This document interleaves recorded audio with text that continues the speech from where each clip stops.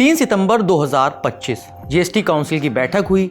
आने वाले 22 सितंबर से कौन कौन सा सामान सस्ता होने वाला है ये आपको पता चल गया होगा। अब हम आपको बताएंगे कि आपके काम का कौन सा सामान महंगा हुआ है। पहले वो सामान जिन पर टैक्स 5% से बढ़ाकर 18% हो गया। इस स्लैब में कोयला, ठोस ईंधन, लिग्नाइट और पीट शामिल है। कुल मिलाकर कार्बन से रिलेटेड जो सामान है मोटे तौर पर उसे इस स्लैब में रखा गया है। दूसरा स्लैब वो जिसमें 12% वाले सामानों को अब 18% में रख दिया गया है। इसमें natural menthol, menthol crystal, peppermint, dementholised तेल, डी टर्पिनेटेड मेंथा तेल, मेंथा पिपेरेट तेल, स्पेयरमेंट तेल, इसके अलावा biodiesel, chemical wood pulp, paper board, कागज, punch tape paper, greaseproof कागज, ग्लासीन कागज, क्राफ्ट पेपर, कपड़ा और कॉटन भी शामिल है। अब बात 28% से 40% वाले स्पेशल स्लैब में पहुंची चीजों की। इसमें वो सामान आते हैं जिनसे स्वास्थ्य को नुकसान पहुंचता है या वो सामान जो लग्जरी में आते हैं, जैसे पान मसाला, तंबाकू प्रोडक्ट,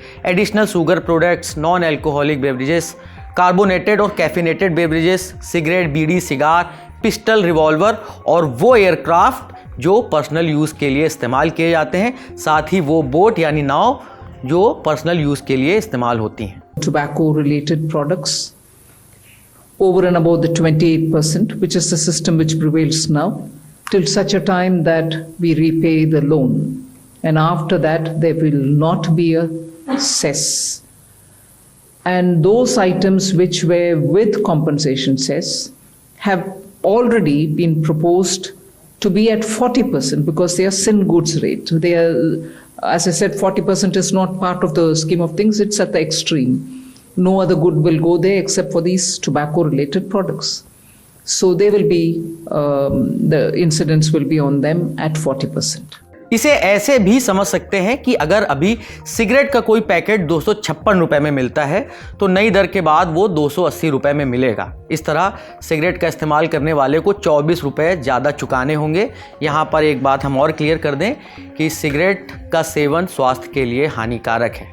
अब आगे बढ़ते हैं। 40% वाले स्लैब में कुछ चीज़ें सिन गुड्स में शामिल हैं और कुछ लग्जरी और प्रीमियम कैटेगरी में। पूरे देश में जीएसटी में बदलाव का फैसला 22 सितंबर से लागू होगा, डेट नोट कर लीजिएगा। वित्त मंत्री सीतारमण ने कहा है कि जीएसटी 2.0 का मकसद टैक्स ढांचे को सरल बनाना, आम लोगों पर टैक्स का बोझ कम करना और छोटे उद्योगों को बढ़ावा देना है। इन सब के तहत जो चीज़ें सस्ती हुई हैं, जिनकी दरों पर परिवर्तन हुआ है, उसमें ज़्यादातर चीज़ें वो हैं जो रोज़मर्रा में इस्तेमाल होती हैं, जैसे यूएसटी दूध, छेना, पनीर, रोटी, चपाती, पराठा पर जीएसटी पूरी तरह हटाकर 0% कर दिया गया है, यानी शून्य कर दिया गया है। इसके अलावा एक बड़ी राहत देते हुए इंडिविजुअल इंश्योरेंस पॉलिसी पर लगने वाले जीएसटी को खत्म करते हुए 0 कर दिया गया है। साथ ही 33 जीवन रक्षक दवाओं पर भी जीएसटी को शून्य किया गया है। बाकी आप नए जीएसटी के स्लैब पर क्या राय रखते हैं हमें कमेंट बॉक्स में ज़रूर बताइए।